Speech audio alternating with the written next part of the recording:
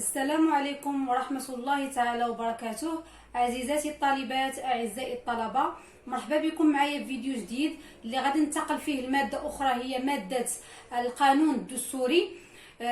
كنعتذر أن بزاف ديال الأصدقاء والإخوان اللي كيقولوا لي عافاك كملي لنا هاد الدرس في هاد المادة، ديري لنا هاد الدرس في هاد المادة.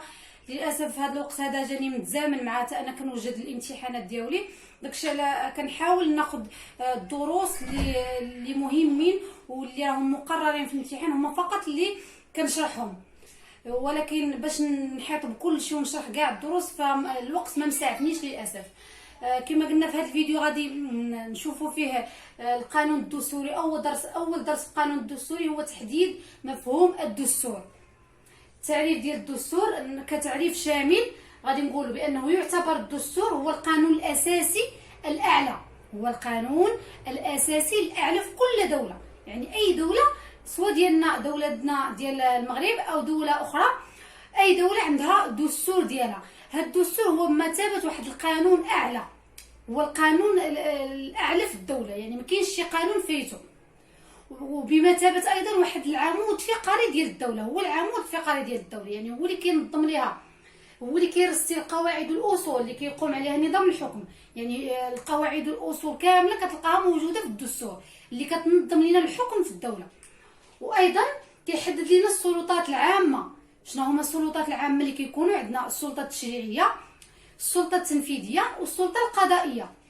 كيحدد لنا هاد السلطات بثلاثه وكيرسم لنا الوظائف ديالها، يعني كيقول لنا السلطه التشريعيه ها الوظيفه ديالها اللي كتمثل مثلا في تشريع القوانين، السلطه التنفيذيه ها الوظيفه ديالها اللي كتمثل في تنفيذ دوك القوانين، وايضا السلطه القضائيه كيعطينا حتى هي الوظيفه ديالها اللي كتمثل في ترتيب الجزاء والعقاب ومعاقبه الاشخاص اللي كيخرجوا لنا على هاد القوانين هادو.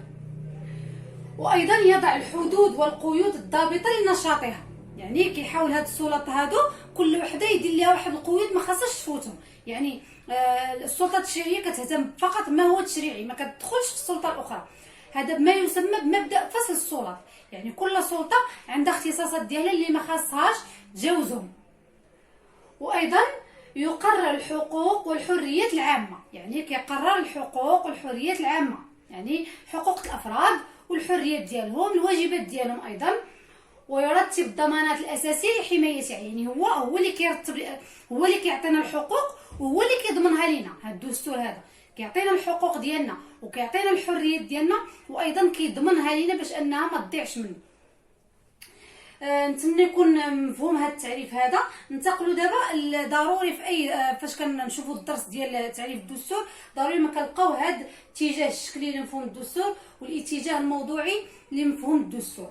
بالنسبه للاتجاه الشكلي لمفهوم الدستور، يعرف الدستور استنادا الى هذا المعيار، يعني انطلاقا من المعيار الشكلي كيتعرف لنا الدستور بانه مجموعه من القواعد الاساسيه المنظمه لسلطات الدوله والصادره في شكل وثيقه دستوريه. هذه راه تسطروا عليها مزيان، يعني ان الاتجاه الشكلي كيشوف بان الدستور هو واحد مجموعه ديال القواعد الاساسيه اللي كتنظم لنا الدوله، سلطات الدوله، ولكن هاد القواعد هادو خاصها تكون صادره في شكل وثيقه دستوريه.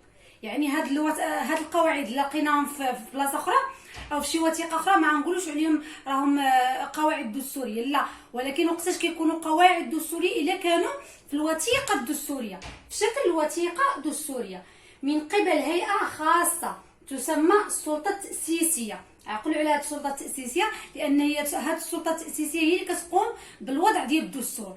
كاينه سلطه تاسيسيه اصليه اللي هي اللي كتوضع لنا الدستور وكتكتبه وكتقادو، وكاينه سلطه تاسيسيه فرعيه اللي هي كتقوم بالتعديل ديال الدستور.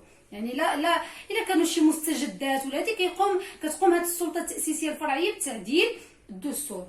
وهذه السلطه التاسيسيه كتتابع في الوضع ديالها، تتبع في وضعها او تعديلها للدستور اجراءات خاصه تختلف عن اجراءات وضع وتعديل القواعد العاديه.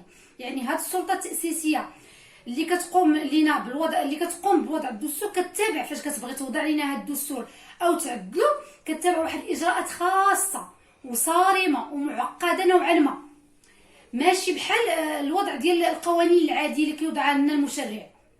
يعني القواعد العاديه اللي كنلقاوها في الجريده الرسميه كيوضعها مشرع، فهذه القوانين العاديه كيكون عندها اجراءات ساهلين شويه بالمقارنه مع هذه الاجراءات اللي كيتوضع بهم الدستور، فهي اجراءات معقده نوعا ما وصعبه نوعا ما. هادشي هنا باش كنشوفوا الفرق ما بين الدستور وما بين القواعد القانونيه العاديه. يعني من كخلاصه لهذا الاتجاه الشكلي انه كنشوفوا في الشكل ديال داك الدستور واش كاين في وثيقه دستوريه، وايضا كنشوفوا في الاجراءات المتبعه في وضع داك الدستور، اجراءات انها كتختلف على الاجراءات ديال القوانين العاديه. ندوزو دابا الاتجاه الموضوعي لمفهوم الدستور. الاتجاه الموضوعي كيشوف الدستور من جهه اخرى، يعني يقصد بالمعيار الموضوعي للدستور ان القاعده القانونيه تعتبر قاعده دستوريه اذا تناولت بتنظيم امور الحكم. يعني هذا المعيار الموضوعي اش كيقول لنا؟ ان القاعده القانونيه وقتاش كيمكن ليها تكون قاعده دستوريه؟ الا كانت كتناول لنا بالتنظيم امور الحكم. يعني اي قاعده كتناول لنا امور الحكم فهي قاعده دستوريه وكتنتمي لنا الدستور، بغض النظر عن الشكل ديالها او فين كاينه، واش كاينه في الوثيقه الدستوريه ولا ما كايناش. المعيار الشكلي كيقول لنا لا، خاصها ضروري تكون ديك القاعده تكون في الوثيقه الدستوريه. المعيار الموضوعي كيقول لنا لا، ماشي مشكل واخا تكون في الوثيقه الدستوريه او لا تكون في وثيقه اخرى، المهم انها تكون كتناول لنا موضوع ديال تنظيم الحكم في الدوله. هذا المعيار يعتمد في تعريفه للقانون الدستوري على مضمون، يعني هذا المعيار كيشوف في المضمون والجوهر ديال القاعده القانونيه. الا لقى هذا المضمون ديال القاعده القانونيه كيتناول لنا تنظيم الحكم فمباشره راها قاعده دستوريه. الا لقى لنا بان هذه القاعده القانونيه كتناول لنا مثلا مواضيع اخرى من غير تنظيم الحكم، يعني مواضيع متعلقه بالافراد بهذه، اذا راها قاعده قانونيه عاديه ماشي قاعده قانونيه دستوريه. وايضا هو ما كيشوف في المظهر بصرف النظر عن الشكل، يعني هو ما كيشوفش الشكل يعني واش وثيقه دستوريه ولا ماشي وثيقه دستوريه، وايضا بغض النظر عن الاجراءات المتبعه عند اصدارها، واش راها اجراءات عاديه ولا اجراءات صارمه ومعقده، وايضا بغض النظر عن مصدرها، يعني منين جايه لنا هذه القاعده القانونيه، واش جايه لنا من وثيقه دستوريه او مصدرها العرف الدستوري الى اخره. المعيار الموضوعي كيهتم لينا بالمضمون ديال القاعده القانونيه. المعيار الشكلي كيهتم لينا بالشكل، يعني الشكل ديال ديك القاعده الدستوريه واش كاينه في وثيقه دستوريه ولا لا، وكيشوف ايضا في الاجراءات المتبعه في وضع هذه القاعده الدستوريه. نتمنى هذا الدرس هذا يكون مفهوم، صراحه راه ساهل وبين الفرق بيناتهم. نتمنى اللي ما فهم شي حاجه او كان عنده لبس في شي حاجه خليوا لي تعليق ديالكم، وان شاء الله نجاوب على تعاليقكم كاملين. دمتم في رعايه الله والى اللقاء.